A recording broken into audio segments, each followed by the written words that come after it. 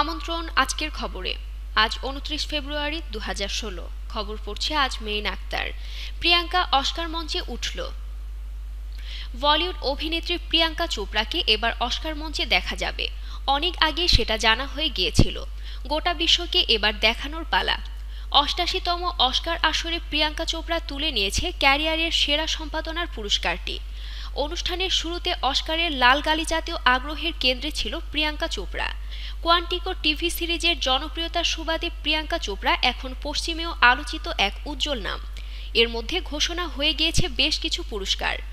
Mad max fury road sound design ও সম্পাদনা বিভাগে পুরস্কার জিতে নিয়েছে। আজকের খবরের সাথে থাকার জন্য ধন্যবাদ। প্রতিনিয়ত দেশ ও বিদেশের সমস্ত খবর পাওয়ার জন্য ভিজিট করুন www.আজকেরখবর.com।